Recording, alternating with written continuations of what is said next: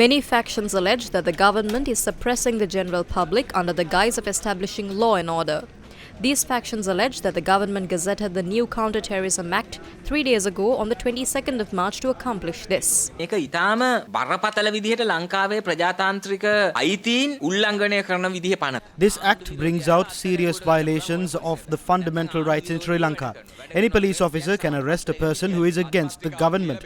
Even a person who writes an article to a paper, speaks to the media, distributes leaflets or put up a post on Facebook can be construed as someone who is against the government.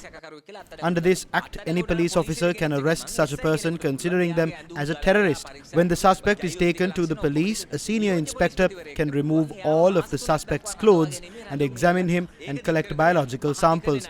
The Deputy Inspector General of Police can issue a detention order to detain the suspect for a period of 3 months. They can then extend this. If action is filed in the High Court, the President can inform courts through the Attorney General that the suspect will not be given bail until the conclusion of the case.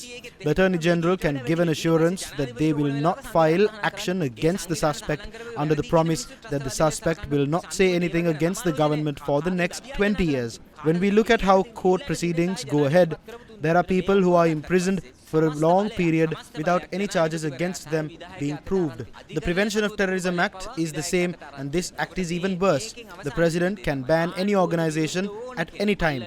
Those who are against the decision of the President to ban these organizations can also be considered as terrorists. Who can we appeal these decisions to? The appeals must also be filed before 3 individuals appointed by the President. When we look at all of this, the executive has acquired a majority of the powers, even powers that are vested in the courts. In the end, these provisions will allow the government to imprison anyone who is against them for many years. Through this act, Ranil and the Rajapakshas are trying to take Sri Lanka back to a time even before the French Revolution. ප්‍රංශ විප්ලවයටත් කලින් ලෝකයේ තිබ්බ තැනට රනිල්ලයි රාජපක්ෂලයි ලංකාව ගෙනියන්න හදනවා මේ පනත. PTA ත්‍රස්තවාදය පිළිබඳ යම් අර්ථකථනයක් තියෙනවා. Terrorism is interpreted in the PTA. It clearly states that terrorism is connected to an armed movement. But this ATA does not have such an interpretation. According to this act, whether or not a person is a terrorist is determined by Ranil and the Rajapaksas. Ranil is preparing to not hold the election. Now, if we even demand for an election, according to Ranil, we will become terrorists. According to this, the president can declare anything that he wants as an essential service. They are establishing an official group of thugs within the police to suppress protests. They are establishing a separate anti-terrorism unit. This also includes a provision that protesters can be sent to rehabilitation camps. Protesters can either apologize or pay a fine, or they can be sent to rehabilitation camps. They are also indirectly establishing rehabilitation camps through this act. It is very clear what they are trying to do here. If this ATA is passed in parliament, journalists, political activists and organizations cannot do anything besides supporting Ranil.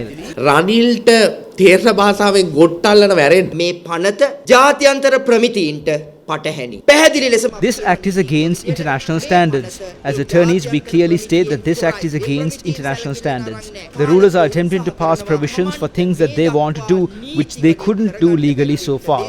Remember that the president is only the executive of this country. The powers of the legislature are also being usurped here. The executive is also usurping the powers of the judiciary. When those who destroy the economy of this country are raising their head, and when the dirty political culture of this country is raising their heads, we condemn these laws that have been brought to tie the hands and legs of the general public. මේ රටේ ජනතාවගේ අතපය බඳින්න ගෙන ආපු මේ නීති හෙලා දකිනවා.